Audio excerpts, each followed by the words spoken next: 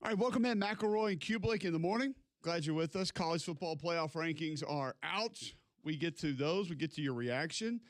I don't know if there's going to be anybody that's extremely upset, mad, angry. Not a lot of bones to pick with this one. It feels like it was fairly simple, and the committee, for the most part, got it right. GMAC, your thoughts when you saw the first college football playoff rankings from this season? Well, I think some people will always nitpick, but I actually feel like it was probably the best initial rankings I've ever seen. I mean, how many times have you and I come back after the first initial college football playoff rankings in the last 5 years that we've been doing this show? How often have we actually, for the most part, said, yeah, that was about right? Maybe a team or two that's a bit high, a bit low, but that was about right. Have we ever done that? Ever? Not to this extent, I don't think. And maybe it's just college football made it easy on this committee, but and maybe because it's this easy towards the top, like the first, 10 to 12 or 8 to 9.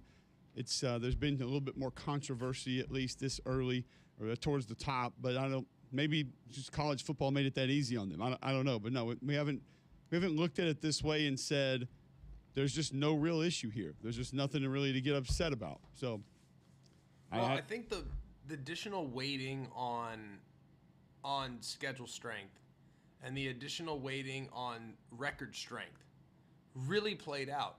Because tell me, I think without question, in the past, Georgia Tech would have been higher. I think Oregon would have been 6 instead of Ole Miss in the past because of the firepower, the quote-unquote firepower. I just think that there are things that were done today that made more sense because they actually put a higher premium on who you played, who you've beaten. And we should put a higher premium on that. I think Texas in the past would be further down. Why? Because they hadn't looked completely dominant. Even in their win last week against Vandy, which is a good moment for them, they didn't look dominant in that game. They needed overtime to beat Mississippi State. They looked terrible against Kentucky. I mean, I think they would probably be down at 15 or 16 instead because they take into account, man, these guys have really played a hard schedule. We'll have them at 11.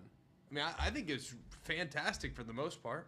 it feels like most of it was nailed. There are going to be some questions from some people when you look at it, and I think a lot of that is going to be head-to-head based. People are going to look at Miami at 18, Notre Dame at 10 with the same record. That's going to be one that people say, well, how? You know, and I would say you probably just look at the overall resume. And as you stated, what you've gone against, and then that metric where basically losses that are worse or considered to be worse, it's going to count against you more. And that's probably what's happening right now with Miami. Yeah, and I think this committee, I've never, ever seen this or noticed it or thought about it or cared about it. This committee seemingly, don't know for sure, we haven't asked them, it looks like they actually give you credit. And I don't think they should. I think this is a tricky and an underwhelming precedent, but it looks like they kind of give you credit for a good loss. And we've had callers call into this show for years saying, oh, good loss, good loss, good loss. And I've long argued there is no such thing as a good loss. Good losses, to me, that should not be a resume builder. If you lose to a good team, that shouldn't enhance your resume. What it should do is it should say, okay, well, hey, they're competitive, but that's not the best moment on your schedule. And right now, when you look at where things are for Iowa, for example, the best thing on their resume is a close loss to the number 2 ranked team. I'm not on board with that. Like, that can't be a resume builder. It can be a part of your story, but it shouldn't be a resume builder. But for Notre Dame, it seems like they're getting the same treatment as Iowa. Hey, good loss. Good loss to number 3. It was close. You were in it. Good loss to number 18. It was close. First game of the year. First game of the year, we're going to devalue a little bit. So Texas, Notre Dame, those teams that started 0-1, we're not going to hold it against you as much as we would have in the past. So I think there's a lot of crazy aspects of this, but that might be one of the craziest because I don't feel like I've ever seen that before. Okay, if you missed it for some reason last night, your college football playoff rankings are Ohio State at 1, Indiana at 2, A&M at 3, Alabama at 4, Georgia at 5, Ole Miss at 6, BYU at 7, Texas Tech, Oregon, Notre Dame round out in the top 10. Texas at 11, Oklahoma at 12. Other SEC teams that were in, Vanderbilt 16,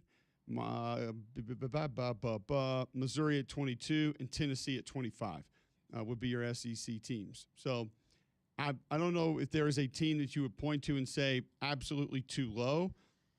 I still look at Miami. I understand the losses, but I also think you have to qualify the wins with what they've done. And 18 felt like it was a little bit too low for me. Now, the problem with me saying it's too low is, do I really want to put up a fight against many of those teams in front of them? I don't know. Because who's that going to be? Vanderbilt? I'm not sure Miami's a better team than Vanderbilt. I think they have more talent. I'm not just hell-bent on the fact they're a better team. I mean, Louisville's not one I think you could put up too big of a fight there. So no, we know why that one got shuffled the way that it did. So do I think Miami's a better team than Virginia right now? I do, but definitely more talented. But I understand that they're 8-1 and have a couple good wins. So it's, even if you really think that, it's hard to put up a legitimate, strong argument as to multiple teams they should be in front of, GMAC. I'm with you. And I think Miami is the team that's probably getting the shortest end of the stick here. If there's a team that has a gripe right now, it's Miami. And I do think that part of it has to do with who they lost to. But I think you can also, and I don't like circumstantial losses either, but there are certain circumstantial losses that are built in throughout the season. And you look at Texas Tech's loss to Arizona State, for example. Bad loss, right? Not a good one. Not one that's going to be a resume builder. But you can point to the fact that they didn't have their quarterback in that game, right? I mean, circumstantial losses. I think you can point to the game 1 of the regular season for Notre Dame, Texas, and Alabama. You can, all right, circumstantial a little bit. Game 1, no one really knows what they have. Like, you get credit for the win, but we're not going to kill you for the loss, you know? But Miami, you really look at it, man, I'm not sure there's a team that is getting the shorter end of the stick than them, because that's a good football team, a talented football team. And you can point to a 4-interception performance by their quarterback against Louisville. You can point to a 12-penalty performance and overtime loss on the road at SMU when they were likely going to win the game in regulation, if not for a roughing the passer penalty. So the team that has the biggest gripe is Miami. I don't know how anyone can push back on that. Yep. So we've got plenty of time to go through these and let you know sort of the hows and whys, your biggest complaints about where a team is. What were your thoughts at Notre Dame at 10? See, here's my thing with that. A lot of people up in arms. And I get it. I'm not saying you have to like it. Who are you going to put in front of them? Sometimes people look at, all right, oh, they're at 10. That's way too high. Yeah, based on what?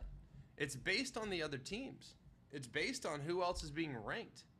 And with all due respect to Notre Dame, who else can you justify putting in front of them right now?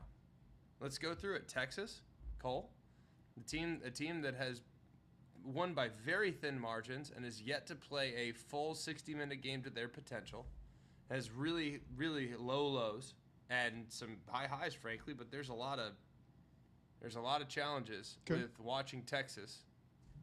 I could make an argument for Texas, I think, here. What? What is it? Better wins.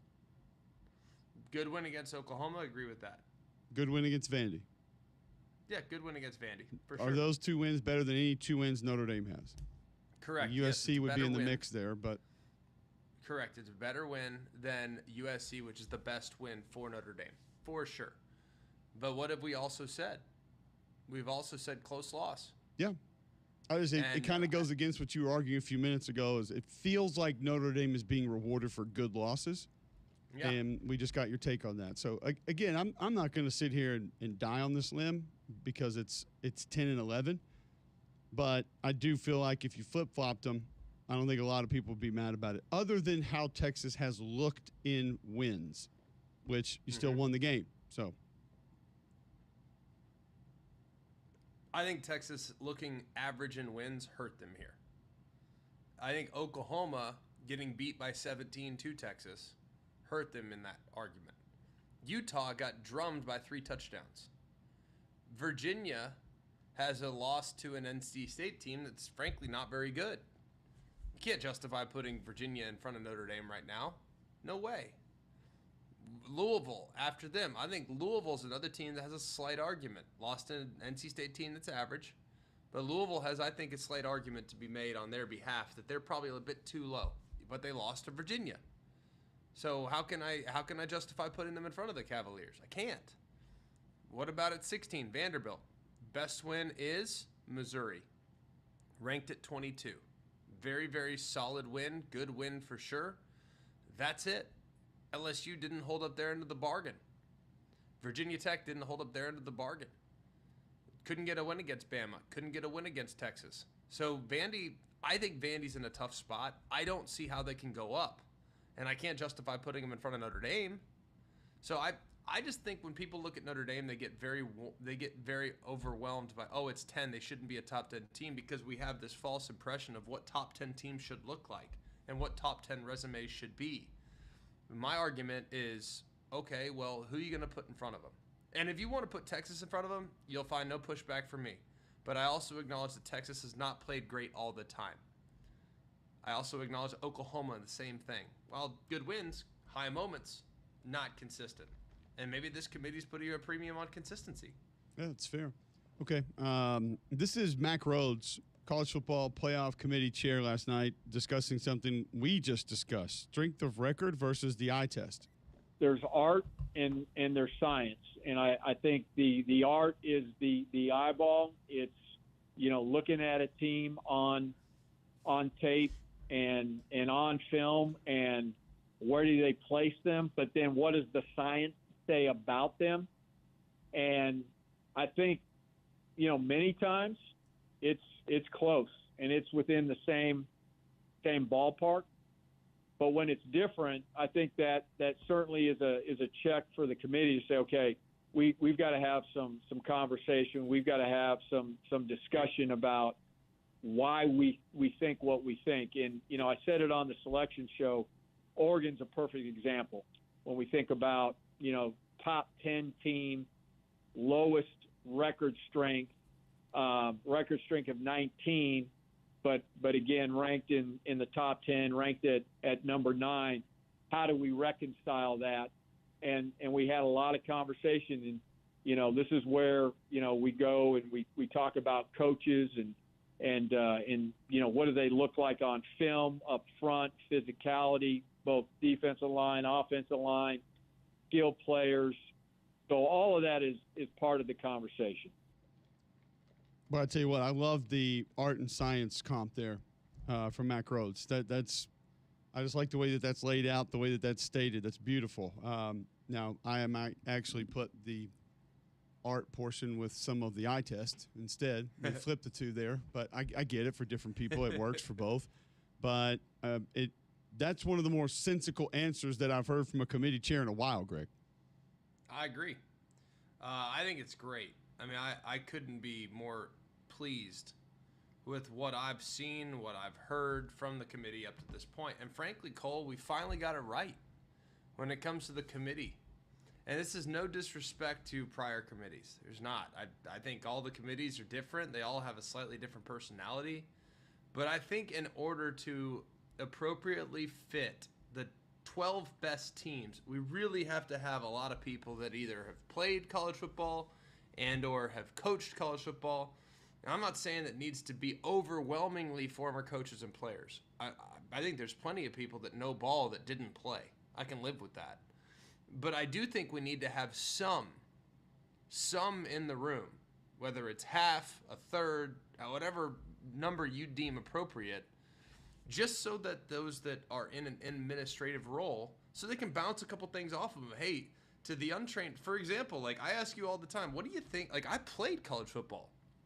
I consider myself to be someone that is very, very in tune with how teams are playing and what they look like and things like that. But I still ask you questions. Man, what do you think of USC's offensive line? I really like the right side. Do you like it? Like things like that, I think are really helpful.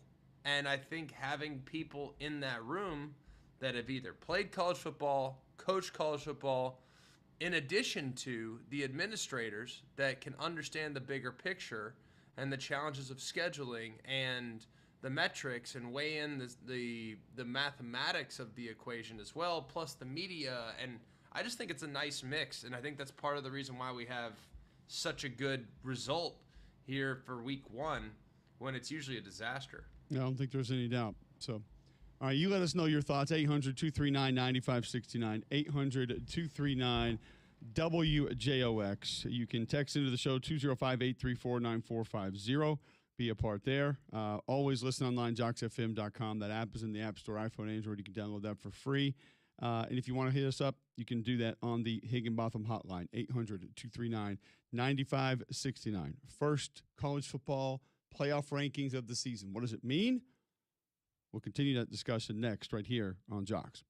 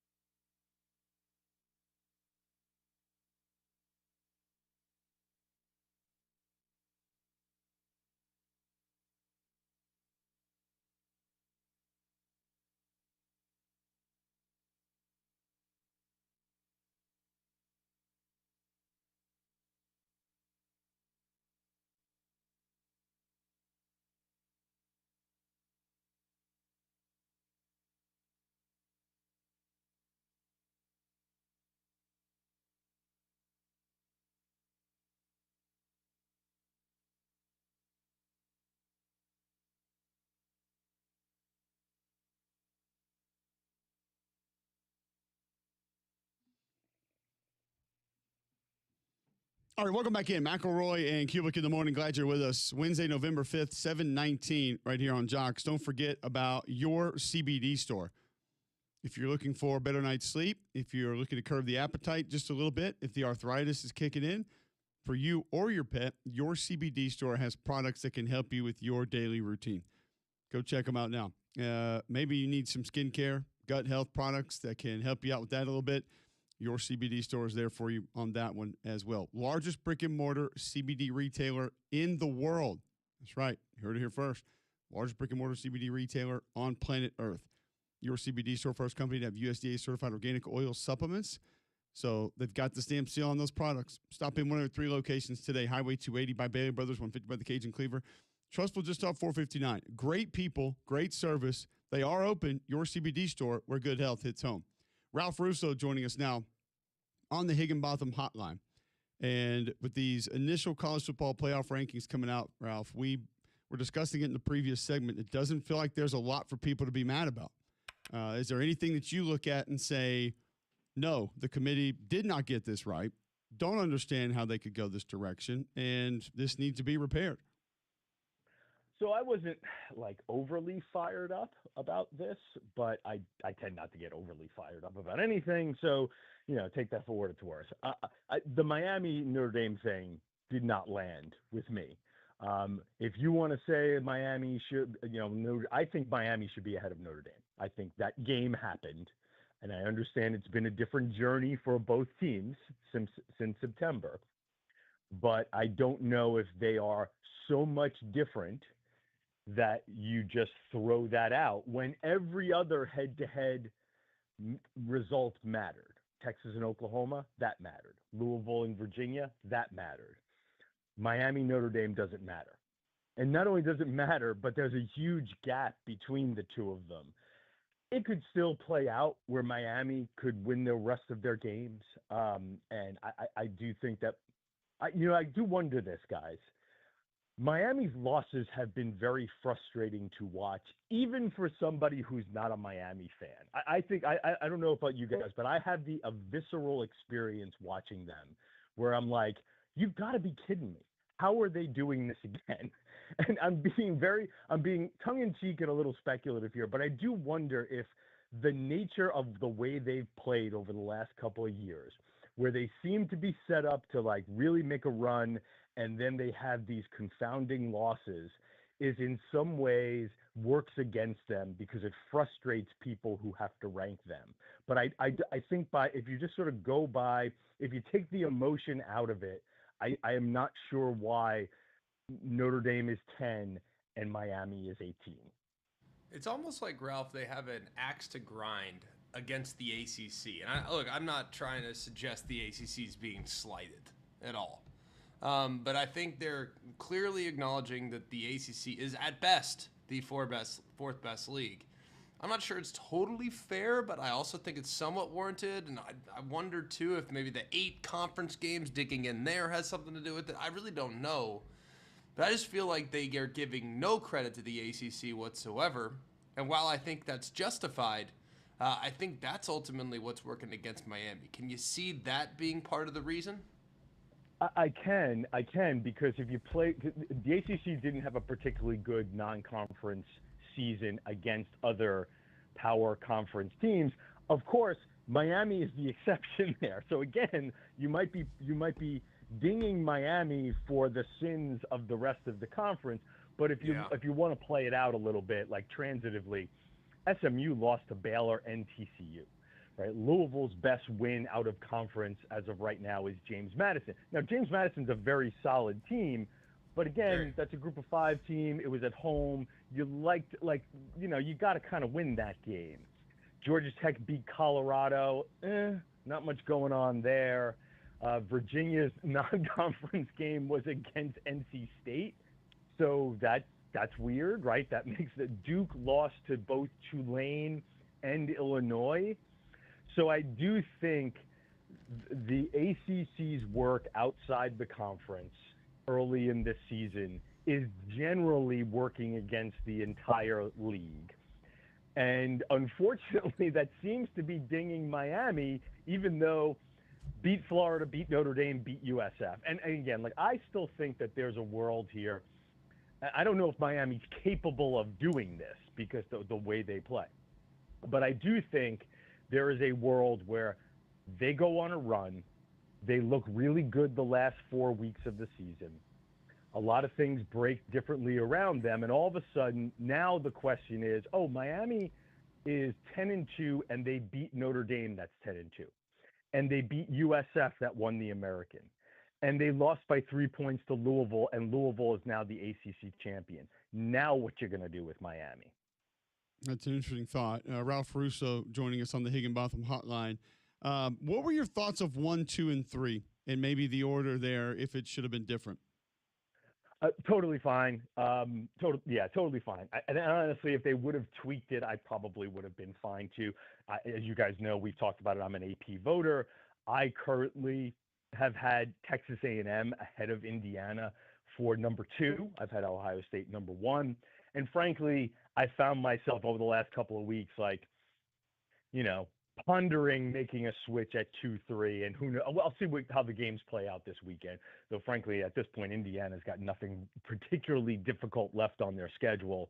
So, but Indiana's been so dominant. I would have been fine with almost any order of that. I do think, I think there is an illusion that this is a little more of an objective process because they have guidelines and protocols, and they talk about some metrics.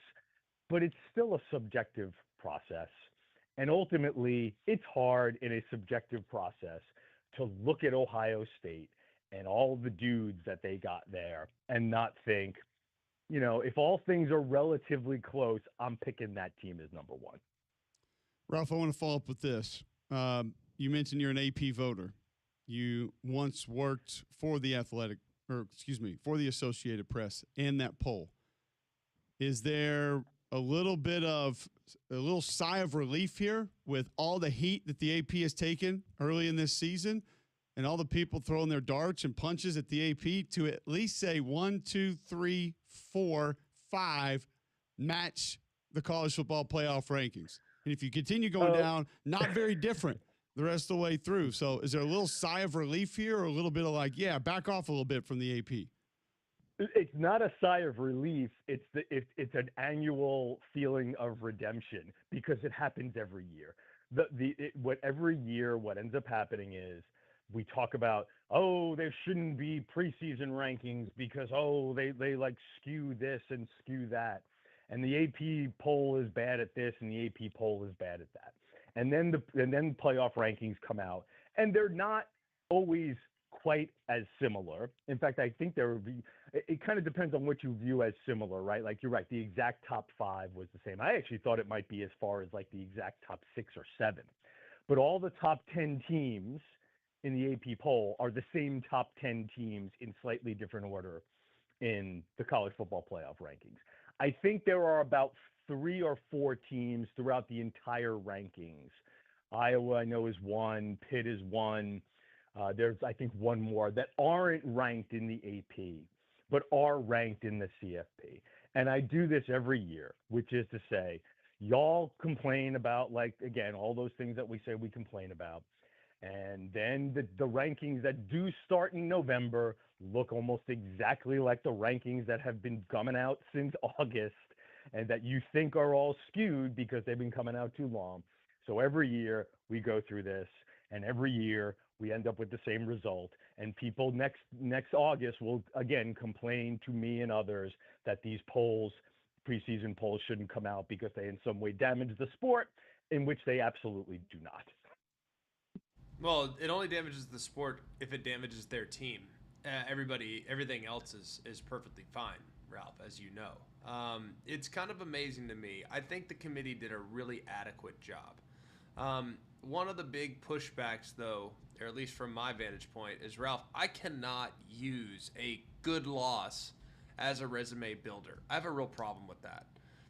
To me, all losses, for the most part, not necessarily created equal, but that can't benefit somebody by, they played Indiana close. And that's where Iowa's at right now. And frankly, Notre Dame as well. So do you think the committee is utilizing a, quote, good loss metric and maybe propping up teams that, while they lost the game, they at least played them close? So I don't think, and again, we're sort of like trying to read minds and look behind the scenes of a closed door here. So I don't think it's exactly what you're saying, Greg, but there are hints within this but it might be similar, but slightly different reasoning. And just hear me out. There are hints within this poll that suggest, or their rankings that suggest, they are leaning a little bit more into sort of data-driven decisions. Maybe not completely here, but like I know they have a new strength of schedule, right? Metric. They have a new record strength of record, whatever the hell you want to call it, right? It's their own proprietary, but it's not like ESPN. Don't go to ESPN strength of record, look at it and say that's what they're using, folks. That's not the case. But they're using something like that. And to me, that suggests, if you look at Utah at number 13 and you look at Iowa at number 19, maybe even Pitt at 24. I look at the power rankings and those metrics a lot. I really like that stuff. I consume a lot of it. Utah, the computers love Utah. The computers like Iowa more than a lot of the other, more than the human polls do. So there seems to be some kind of correlation there. And what they're doing, those types of rating systems rate how you play in the game almost as highly as whether you get the win or loss. So if you play well, if the fundamentals of your yardage differential, how efficient you are, if all those things are working in your favor, that generally is a sign of a good team within those rankings. So I don't know if that was a long way to get to that answer. I don't know if they're necessarily rewarding quality losses. It seems like they're rewarding more overall quality of play, that even within games you lose. Ralph Russo joining us on the Higginbotham Hotline, talking college football playoff rankings.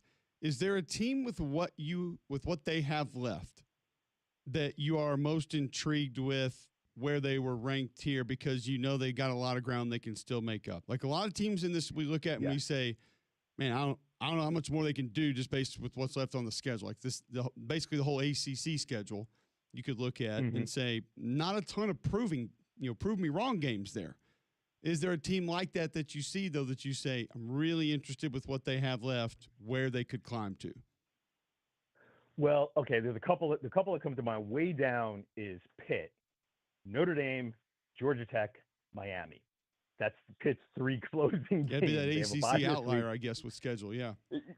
But I will, like the fact of the matter is, like, that's an interesting way to finish the season. I don't think they're going to get there, but man, if that team's 10-2 with a quarterback switch, and you talk about like they haven't lost since the quarterback switched, that would just be interesting. I'll put that one there. Miami, clearly we talked about Miami. They don't have a ton left, but I am interested to see what the narrative turns to Miami if they get their act together. The other one to me that's obvious is Texas, right? Like Texas is right on the outskirts right now, like last team out with two enormous games left with Texas A&M and Georgia.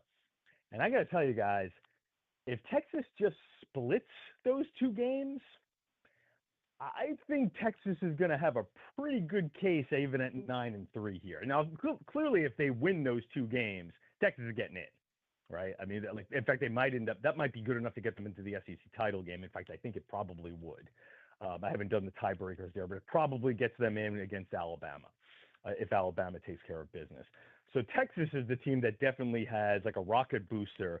And again, like I don't know if you need to win both Georgia and A&M. I think you just maybe need to win one again of those two games to at least get you like a serious consideration.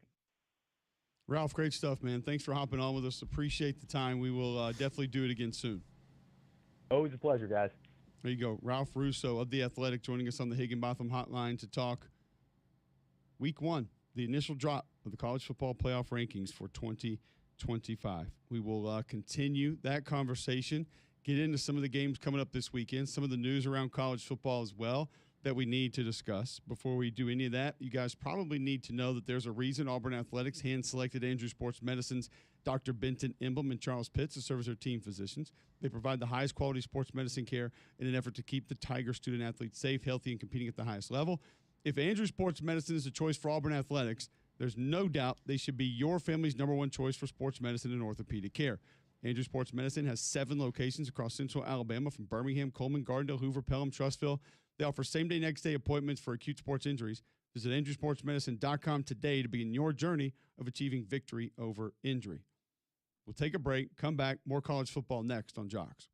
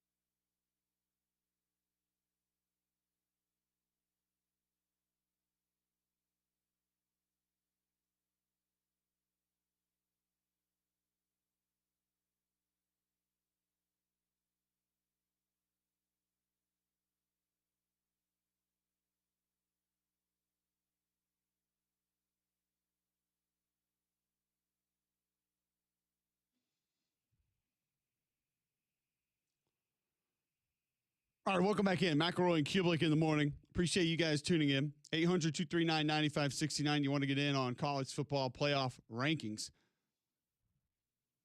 Tommy Wyndham tweets in, at this point, it's nothing more than a TV show. All right, we actually have the rankings. They're there. You can see them. I love how people say that the rankings right now don't matter.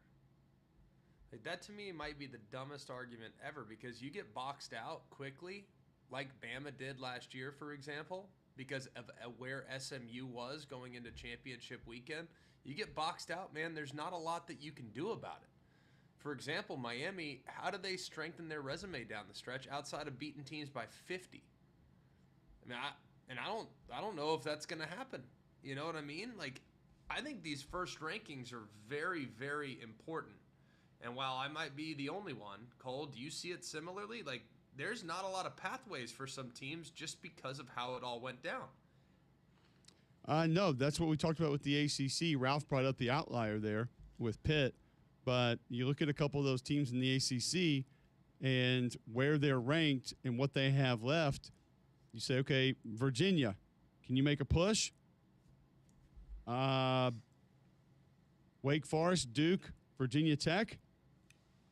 I don't know if that's really going to do it. Okay, so that might not be one that's really going to be able to make up a lot of ground. Georgia Tech, now got Georgia on there, so yes, that would help. Pitt and Boston College, maybe a little more meat on the bone there for Georgia Tech. You may be able to go down and say, all right, you're going to be able to gain some ground. You're going to be able to make something happen. You bring up Miami, Syracuse, NC State, Virginia Tech, and then the game at Pitt late, possibly. But I feel like from a conference standpoint, there's just not going to be a lot of room to make up here for a lot of these ACC teams. I don't know exactly what they're going to be able to prove down the stretch. Louisville's got Clemson at SMU and Kentucky and Cal. Just not a lot of, hey, show me what you're made of. Now, the SMU win would be nice on the road, but collectively all those games, probably not going to move the meter a whole lot. So those teams probably looking for other teams to drop a couple before this season's over if they're going to have a chance to make a big move. My thing about these first rankings, like saying it's just a TV show, saying it doesn't matter, saying all this other stuff, like saying it'll work itself out. It doesn't always work itself out. Like that's the whole thing. Like you said, there's a bunch of teams right now that are boxed out that are totally at the mercy of what happens in front of them. Are there some teams that can control their own destiny? For sure. Pitt's one of those teams. Sitting at 24, they have an outside shot, given the fact that they play 3 teams in front of them that can enhance their resume, can enhance the opportunity for them to move up, and knowing that they made a quarterback switch, and since that quarterback switch, they've been a completely different team. Like, so we go back, circumstantial losses. Without a quarterback, without their guy, do they treat it as maybe the first month of the season it was as if they had a quarterback injury? I don't know if they do or not. Probably not, but I do not think it's just a TV show at this point. I think it's highly important. And the one thing we're not talking about right now, all we're talking about is getting in. What we should be talking about is who's ranked 5 through 8. I always remind everybody at this point of the year, it's not too early to start talking about home playoff games and the advantage that you get by playing a home playoff game, as opposed to having to go on the road in a hostile environment, in some cases being a warm weather team having to play in a cold weather climate. That is significant. So right now, for example, Notre Dame being 10 is enormous. Why? Because if things happen in front of them, they have a very clear path to getting a home playoff game. And that's without a remarkably challenging schedule that they've played in the final 10 games of the year. So I know it's early. I know no one's thinking like that just yet, but you need to start thinking like that. If you're Ole Miss right now, you have a home playoff game. The ball is in your court. And if you lose one more, probably still in the field. Not a guarantee, but probably still in the field. But guess what? You're going on the road.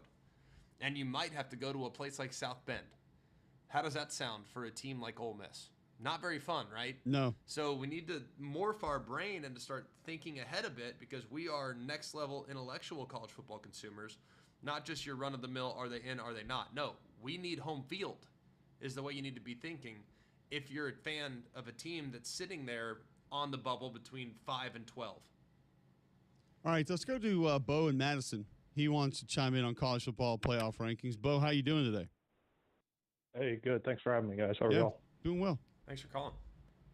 Yeah, so I have a question. I guess it builds off a little bit what Greg is saying about how, some teams can be boxed out. And earlier, you said you don't really see a way for Vandy to move up at all. But then you also say Notre Dame could end up with a home playoff game. Hypothetically, let's assume both these teams went out and are both 10-2. Where is Notre Dame have a better resume than Vandy at that point? Notre Dame would have a win against an SC team, so they're a little bit at the mercy of what transpires there. They would also have a win in that scenario against Pitt, who's currently ranked in the top 25, might not be by season's end. Vandy's best win is against Missouri. Missouri still has a long way to go between Oklahoma and Texas A&M. They might find their way out of the rankings. So here's the problem with where Vandy's at right now. They're at 16. Right? They need to move up. They really don't have a lot of resume building wins. Auburn's not helping them. Tennessee, by season's end, might, but Tennessee's a fringe top 25 team right now. Yes, they're in the field, but will they be next week? Who knows? And then remember, we still have the G5 team that is not there right now. So for all intents and purposes, as far as quote making the playoff, Vandy is really 17th right now because there's Correct. a team that's unranked that's guaranteed a spot.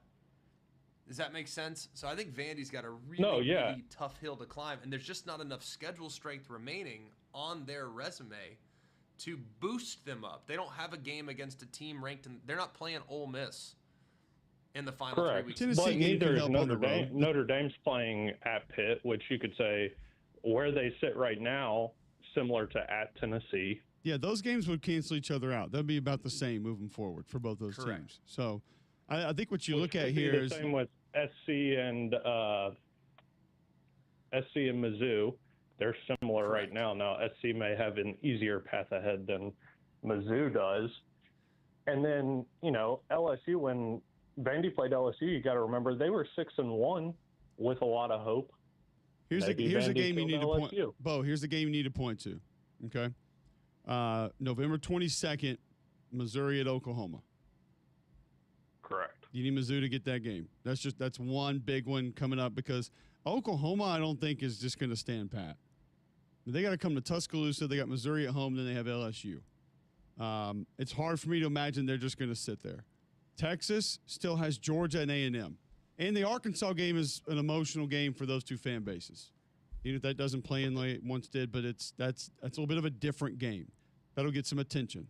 So you have those there. Yeah, and then so last point, I agree with y'all that losses are not a resume builder, but Shouldn't be. in this situation, if both are 10-2, and as Ralph said on the last segment, assume that Bama and Texas somehow both make the SEC championship game, you have to admit 2 losses to the 2 SEC championship game contenders is better than losses to Miami and A&M. Well, we'll see how it goes the rest of the way, but right now it does look like that. Yes. You just need a couple teams to start losing up in front of you. And it doesn't feel like a lot of those teams have the schedule to do it, like Virginia, like Louisville. Even if you looked up ahead at Utah, it doesn't look like there's a lot of losable games left on the schedule. But somebody's going to have to start dropping some because I know this. You don't want the same record with Notre Dame going into that final committee spot where they're trying to make that choice. Not Vandy versus Notre Dame, you don't. I don't like saying that. It's not cool for me to say. It's not comfortable with me to say. But I think we both know right now, all of us in here know, you don't want Vandy v. Notre Dame going to the judges. Like Dana White said, never let it go to the judges. And the same record for those two programs, we have a pretty good idea which direction that one's going to go. All right, continue this conversation. More of your tweets coming in, more of your calls coming in. We'll get to them next right here on Jocks.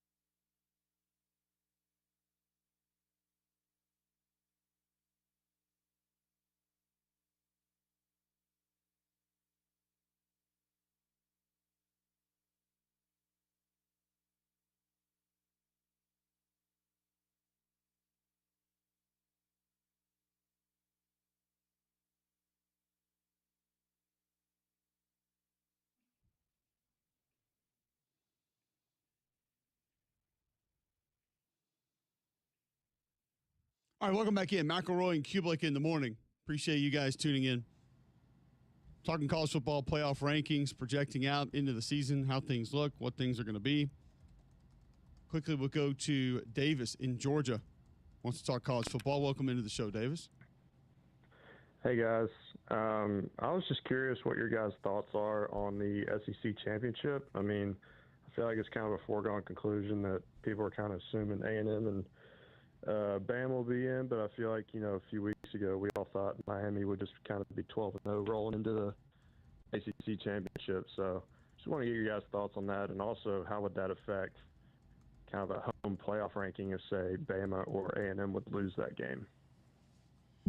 Yeah, the loser of the SEC championship game, if that were it this year, is going to be really interesting because I think it'll be held in pretty high regard. GMAC, I don't. We talk about this every year. Even before we had the playoff, we used to talk about the loser of the SEC championship game, how probably got dealt one of the worst hands in the postseason. But now I think it's viewed more as it definitely maintains some strength now as opposed to where it was before the playoff. And go ahead. No, you don't want to lose it. Here's why. Because the number 4 seed would have to play the number 5 seed, correct?